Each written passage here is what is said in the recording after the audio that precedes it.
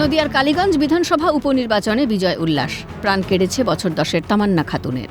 বিচারের দাবিতে পুলিশ সুপারের অফিস ঘেরাও অভিযানের ডাক দিল এসএফআই ও ডিওআইএফআই। অভিযান ঘিরে রণক্ষেত্র কৃষ্ণনগর। বিক্ষোভকারীদের ব্যারিকেড দিয়ে আটকে দেয় পুলিশ। বাধা উপেক্ষা করে এসপি অফিসের দিকে মিছিল এগোতেই পুলিশের সঙ্গে তুমুল ধস্তাধস্তি, নামানো হয় র্যাফ। পুলিশকে লক্ষ্য করে আবর্জনা ভর্তি বালতি ছোড়েন বিক্ষোভকারীরা। আহত হন একজন মহিলা পুলিশ কর্মী।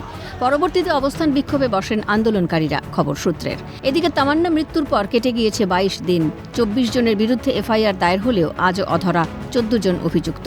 তাদের গ্রেফতারি ও মোলান্দিতে শান্তি প্রতিষ্ঠার দাবিতে পুলিশ সুপারের দ্বারস্থ তামান্নার বাবা মা। সমস্ত রকম সাহায্যের প্রতিশ্রুতি পুলিশ সুপারের, জানিয়েছেন তামান্নার মা সাবিনা ইয়াসমিন শেখ।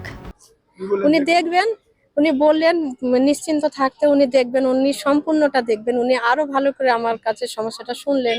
উনি বললেন আমি সম্পূর্ণটা দেখব, আমার যা যা সমস্যা আছে উনি সব কিছু দেখবেন। উনি বললেন, উনি ভরসা দিলেন যে সমস্ত কিছু আমি দেখব। আপনি কি আশ্বস্ত হচ্ছেন এসপি কথায়? আপাতত উনি ভরসা দিলেন। সাধারণ মানুষের তো কাজ যে পুলিশের উপরে ভরসা রাখা, আর আশ্বাস দিলেন যে উনি আর মোলান্দি একদম পুরো ঠান্ডা করে দেবে, মোলান্দি আর কিছু হতে দেবেন না। গত 23 জুন কালীগঞ্জ বিধানসভা উপনির্বাচনের ফল ঘোষণার দিন তৃণমূল আশ্রিত দুষ্কৃতীদের ছোড়া বোমার আঘাতে মৃত্যু হয় তামান্না খাতুনের। ঘটনায় উত্তাল হয়ে ওঠে রাজ্য রাজনীতি। প্রশ্ন উঠছে, কবে শান্তি ফিরবে মোলান্দিতে? বাকি 14 অভিযুক্তের কি সন্ধান পাবে পুলিশ? সুবিচার পাবে তামান্নার পরিবার? অপেক্ষার শেষ কবে? প্রসেনজিৎ বিশ্বাসের রিপোর্ট, ক্যালকাটা নিউজ।